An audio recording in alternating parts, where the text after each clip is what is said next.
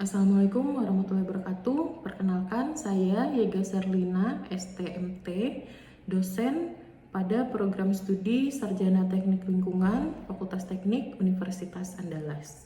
Pada kesempatan ini, saya akan menjelaskan rancangan pembelajaran salah satu materi pada mata kuliah pemodelan dan pemantauan kualitas udara, yaitu Indeks Standar Pencemar Udara atau ISPU, yang dilaksanakan pada pertemuan ke-13.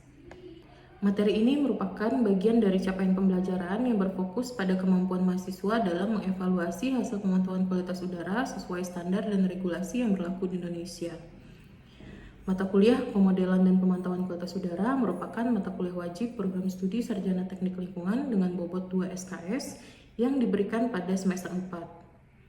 Mata kuliah ini membahas dua kompetensi utama, yaitu pemodelan dispersi pencemar udara dan pemantauan kualitas udara ambien maupun emisi, termasuk metode pengukuran, analisis hasil pemantauan, serta evaluasi berdasarkan regulasi nasional. Materi ISPU berada pada bagian akhir pembelajaran setelah mahasiswa memahami konsep pemantauan kualitas udara ambien dan emisi. Oleh karena itu, mahasiswa telah memiliki bekal mengenai parameter pencemar udara, metode sampling, serta baku mutu udara sebelum mempelajari ISPU. Pada pertemuan ini, mahasiswa diharapkan mampu menjelaskan konsep dan fungsi indeks standar pencemar udara, mengidentifikasi parameter pencemar yang digunakan dalam perhitungan ISPU, menghitung nilai ISPU berdasarkan data konsentrasi pencemar, menginterpretasikan kategori kualitas udara berdasarkan hasil perhitungan, dan mengevaluasi kondisi kualitas udara serta memberikan rekomendasi pengendalian pencemaran udara. Pokok bahasan yang akan dipelajari meliputi: pertama, pengertian dan tujuan ISPU sebagai media penyampaian informasi kualitas udara kepada masyarakat. Kedua, dasar hukum penyelenggaraan ISPU di Indonesia. Ketiga, parameter pencemar udara yang digunakan dalam perhitungan ISPU seperti PM2,5, PM10, SO2, NO2, CO, dan O3. Keempat, metode perhitungan ISPU menggunakan interpolasi berdasarkan rentang konsentrasi pencemar. Kelima, interpretasi kategori kualitas udara mulai dari kategori baik, sedang, tidak sehat, sangat tidak sehat, hingga berbahaya. Terakhir, pemanfaatan ISPU sebagai dasar pengambilan keputusan dalam pengelolaan kualitas udara. Pembelajaran dilaksanakan secara tatap muka sinkron di kelas dan didukung pembelajaran asinkron melalui Learning Management System Universitas Andalas. Sebelum perkuliahan dimulai, mahasiswa diminta mempelajari materi pendahuluan yang telah saya unggah pada LMS berupa modul, slide pembelajaran, serta tautan regulasi terkait dengan ISPU. Pada saat perkuliahan, saya menggunakan kombinasi metode ceramah interaktif, diskusi, tanya jawab, demonstrasi perhitungan ISPU menggunakan contoh data nyata, serta latihan penyelesaian kasus. Setelah perkuliahan selesai, mahasiswa mengerjakan latihan secara mandiri melalui LMS sebagai penguatan konsep. Pendekatan pembelajaran yang saya gunakan berpusat pada mahasiswa atau student center learning. Mahasiswa tidak hanya menerima konsep secara teoritis, tetapi juga menganalisis data kualitas udara yang diperoleh dari hasil pemantauan. Pada sesi diskusi, mahasiswa diminta menghitung nilai ISPU dari data konsentrasi pencemar, kemudian menginterpretasikan kategori kualitas udara, serta mendiskusikan implikasinya terhadap kesehatan masyarakat dan upaya pengendalian pencemaran udara. Dengan pendekatan tersebut, mahasiswa diharapkan mampu mengembangkan kemampuan berpikir analitis, pemecahan masalah, dan pengambilan keputusan berdasarkan data. Selama proses pembelajaran, saya membangun interaksi melalui beberapa tahapan. Perkuliahan diawali dengan pertanyaan pemantik mengenai kondisi kualitas udara di kota tempat mahasiswa tinggal. Selanjutnya, mahasiswa bekerja secara individu maupun kelompok kecil untuk menyelesaikan latihan perhitungan ISPU. Pada akhir pembelajaran, dilakukan diskusi kelas untuk membandingkan hasil perhitungan dan menarik kesimpulan bersama. Di luar jam kuliah, mahasiswa dapat berdiskusi melalui LMS maupun media komunikasi kelas apabila mengalami kesulitan dalam memahami materi. Penilaian pada materi ini mengacu pada RPS mata kuliah. Untuk pertemuan ke-13 digunakan tugas individu berupa perhitungan dan interpretasi ISPU dengan bobot 5% dari nilai akhir mata kuliah. Penilaian dilakukan menggunakan rubrik yang mencakup ketepatan mengidentifikasi data, ketepatan memilih metode perhitungan, ketelitian dalam proses perhitungan, ketepatan penggunaan satuan, serta kemampuan menginterpretasikan hasil sesuai kategori ISPU dan memberikan rekomendasi yang logis. Dengan sistem penilaian tersebut diharapkan mahasiswa tidak hanya mampu memperoleh hasil perhitungan yang benar, tapi juga memahami makna hasil tersebut dalam konteks pengelolaan kualitas udara. Demikian penjelasan mengenai rancangan pembelajaran materi Indeks Standar Pencemar Udara dalam mata kuliah pemodelan dan pemantauan kualitas udara. Selanjutnya akan ditampilkan rekaman proses pembelajaran yang memperlihatkan implementasi kegiatan belajar mengajar sesuai dengan rancangan yang telah dijelaskan. Terima kasih. Wassalamualaikum warahmatullahi wabarakatuh.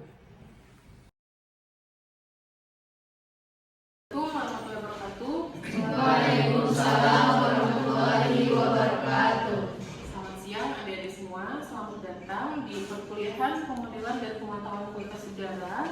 Hari ini kita masuk ke pertemuan ke-13. Ya, untuk pertemuan ke-13 ini kita akan masuk ke materi Indeks Standar Pencemaran Udara atau ISPU, dan biasa kita sebut dengan ISPU ya. Oke. Sebagai pemantik diskusi kita untuk materi hari ini, saya mau menanyakan kepada adik-adik, tadi sebelum berangkat ke kampus, apakah ada yang memperhatikan kondisi udara atau cuaca atau langit di sepanjang perjalanan ke kampus? Ada? Ada Ibu. Ada. Bagaimana kondisi langit hari ini? Menurut saya masih bagus Ibu, karena langitnya cerah. Siapa? Ada lagi yang lain? Silakan. Kalau menurut saya belum tentu Bu, soalnya kalau cerah bukan berarti polusinya rendah Bu, bisa jadi tinggi. Ya, bagus. Terima kasih Siapa dan Bapak atas jawabannya. Ya, adik-adik, untuk kualitas udara kita saat ini, langit yang kita lihat hari ini, walaupun mungkin ya terlihat cerah, namun belum tentu kualitas udaranya itu masuk ke kategori baik. Nah, sebelumnya mungkin adik-adik sudah mempelajari apa saja pencemar udara yang ada di atmosfer kita. Dan hari ini kita akan membahas bagaimana caranya kita mengkategorikan atau menentukan kategori kualitas udara melalui indeks standar pencemar udara. Nah, ini adalah tujuan pembelajaran kita untuk hari ini.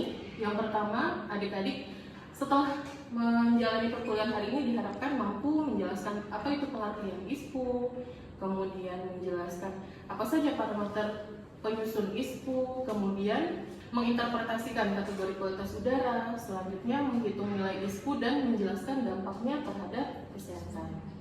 Itu ya untuk tujuan pembelajaran kita hari ini.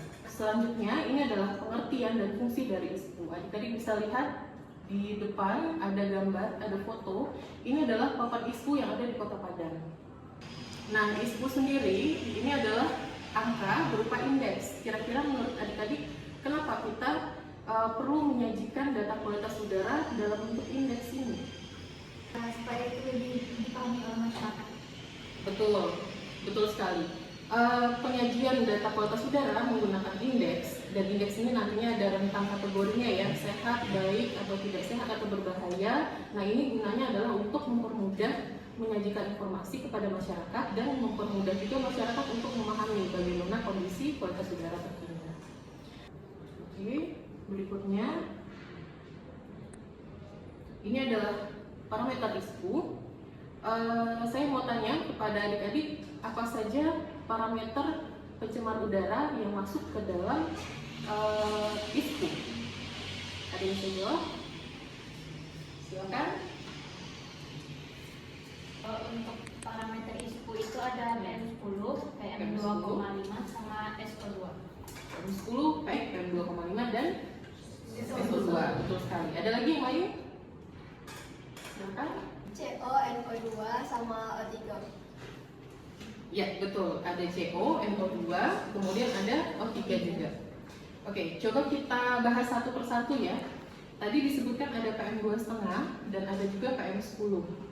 Nah, seperti yang kita ketahui, PM2,5 ini lebih berbahaya ya daripada PM10. Ada yang tahu kira-kira kenapa?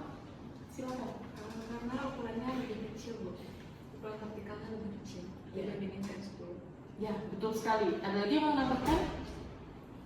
Silakan. Karena ukuran PM25 yang kecil itu Bu, dia bisa masuk ke dalam saluran darah. Ya, betul sekali. Ukuran partikel yang lebih halus seperti PM2,5 itu ketika memapari tubuh manusia itu akan sampai paparannya sampai ke alveoli pernafasan. Nah, ketika masuk ke alveoli itu dampaknya bisa kesehatan pernafasan dan juga ke kardiovaskular ya. Nah, selanjutnya tadi disebutkan ada PM10, PM2,5, kemudian ada CO tadi ya. Nah, kalau CO ini asalnya dari mana? Silakan. Dari pembakaran yang tidak sempurna, dari knalpot motor juga. Ya, betul sekali. Dari pembakaran yang tidak sempurna itu menghasilkan CO. Dan CO ini merupakan gas ya yang tidak terlihat, tidak berbau, tidak berwarna, tapi dia mematikan. Kira-kira kenapa? Silakan. Karena dia mengikat hemoglobin, Bu. Berikatan dengan hemoglobin ya, betul sekali. Nah, gas CO ketika masuk ke tubuh manusia, dia akan berikatan dengan hemoglobin yang ada di aliran darah kita, dan itu menyebabkan oksigen tidak mampu berikatan dengan darah dan tubuh kita kekurangan oksigen. Dan inilah yang menyebabkan kematian. Selanjutnya ada pencemar apa lagi? Ada SO2 tadi ya. Kalau SO2 itu dari mana asalnya? Ada yang tahu? SO2 itu berasal dari bahan bakar yang mengandung sulfur. Ya, bagus sekali. SO2 itu berasal dari proses pembakaran ya, proses pembakaran bahan bakar yang mengandung sulfur. SO2-nya dilepaskan ke udara. Kemudian dampak dari SO2 ini apa? Silakan. Salah satunya itu hujan asam. Hujan asam, betul. Selain berdampak ke pernafasan manusia, SO2 juga berdampak ke kesehatan lingkungan dalam membentuk hujan asam ya. Baik, bagus sekali adik-adik. Kemudian kita lanjut ke kategori nilai ISPU. Nah, di sini ada tabel. Tabel ini menunjukkan berapa rentang nilai ISPU dan masuk ke kategori mana. Nah, sekarang saya mau tanya kepada adik-adik, berdasarkan tabel yang ada di depan, berdasarkan informasi di tabel, kira-kira kalau nilai ISPU-nya adalah 40, masuk ke kategori mana? Kategori? Baik, betul. Kalau 85?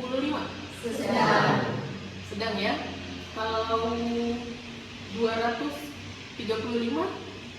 Sangat tidak sehat. Sangat tidak sehat.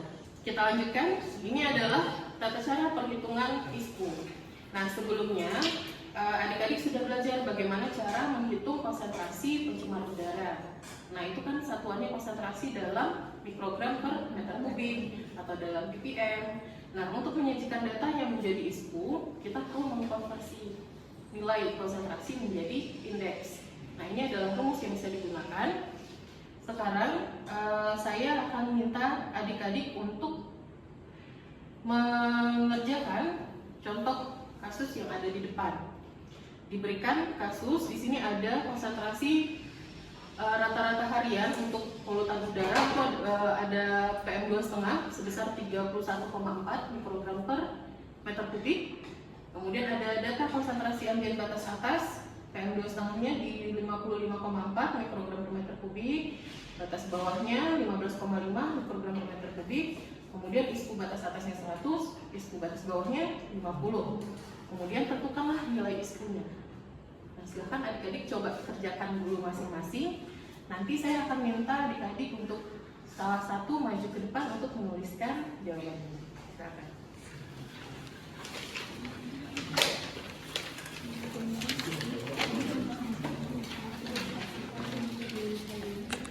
Rumus yang saya juga ya.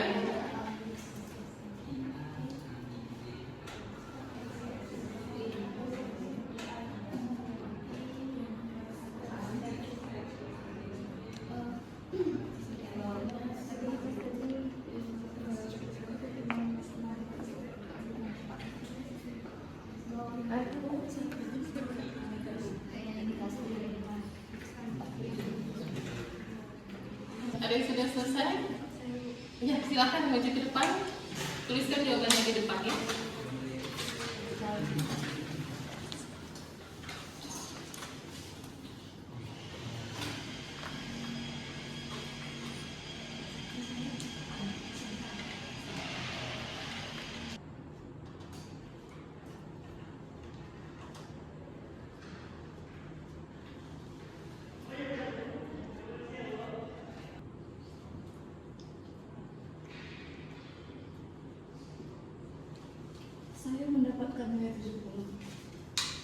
Baik, terima kasih Sinta.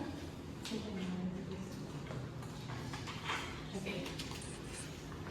Baik, adik-adik, kita sudah mendapatkan jawaban dari Sinta tadi 70 ya. Kita coba koreksi, apakah sudah betul kira-kira 70 nilai? Sama ya? Oke, kita coba lihat ya. Tadi diketahui konsentrasi PM2,5-nya 31,4. Kemudian sudah digunakan rumus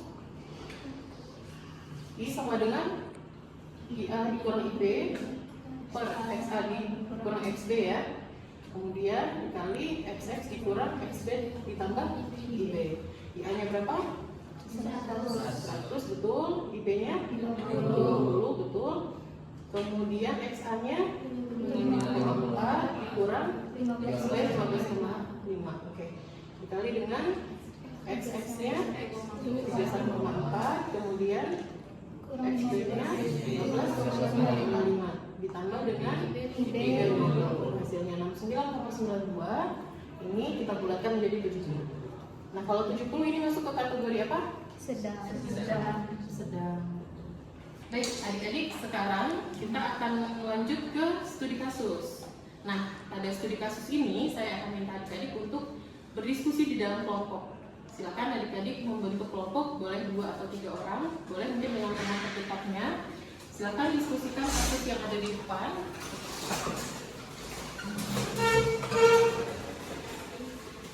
Oke, kasusnya adalah di sini Kota Padang mengalami kebakaran hutan. Kemudian AKMS menunjukkan nilai ISPO-nya sebesar 230.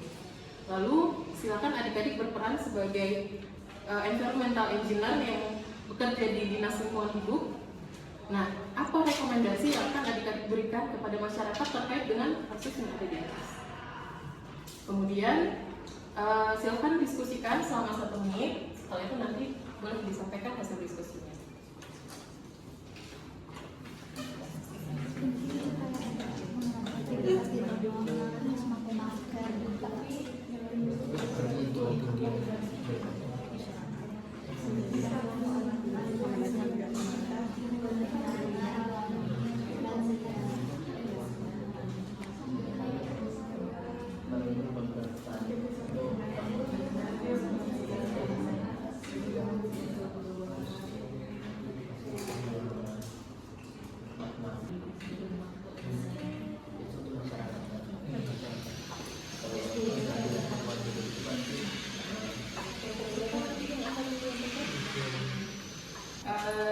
Baik, sudah 1 menit. Kelompok mana dulu yang akan menyampaikan hasil diskusinya? Silakan. Kelompok Nadia. Jadi menurut dari yang tadi itu yang pertama itu dapat mengurangi aktivitas di luar ruangan itu sama memakai masker. Mengurangi aktivitas di luar ruangan dan menggunakan masker. Artinya kita menghimbau masyarakat ya untuk mengurangi aktivitas di luar ruangan dan menggunakan masker. Ada lagi? Silakan. Untuk rekomendasi lainnya itu seperti untuk kelompok-kelompok rentan itu diharuskan beraktivitas di dalam ruangan saja. Baik, bagus sekali. Untuk kelompok rentan dibatasi aktivitasnya di luar ruangan. Oke, terima kasih jawaban yang bagus sekali dari adik-adik semua. Boleh kita beri tepuk tangan ya? Oke.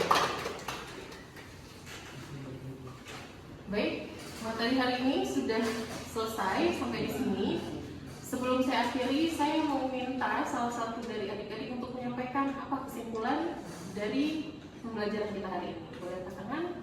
Silakan. Jadi Bu, ISPO itu merupakan indeks yang menggambarkan kualitas udara berdasarkan parameter pencemar, sehingga masyarakat lebih mudah memahami kondisi udara dan dampak terhadap kesehatan. Terus contoh-contoh parameter pencemar itu seperti PM10, PM2,5, SO2, CO, NO2, sama O3. Baik, sekali. Ada yang mau menambahkan? Cukup? Cukup, baik. Oke, beri tepuk tangan pada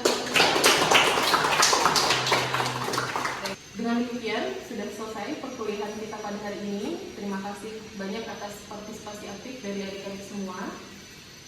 Semoga perkuliahan hari ini bermanfaat ya untuk kita semua ya. Kemudian, silakan nanti adik-adik mengerjakan soal latihan yang ada di slide terakhir pertemuan ini sebagai tugas mandiri. Kemudian nanti jawaban dari soal latihan akan kita bahas di pertemuan berikutnya. Ya. Baik, terima kasih sekali lagi. Mohon maaf jika ada kesalahan atau kekurangan dari saya ya. Saya tutup. Assalamualaikum warahmatullahi wabarakatuh. Waalaikumsalam warahmatullahi wabarakatuh.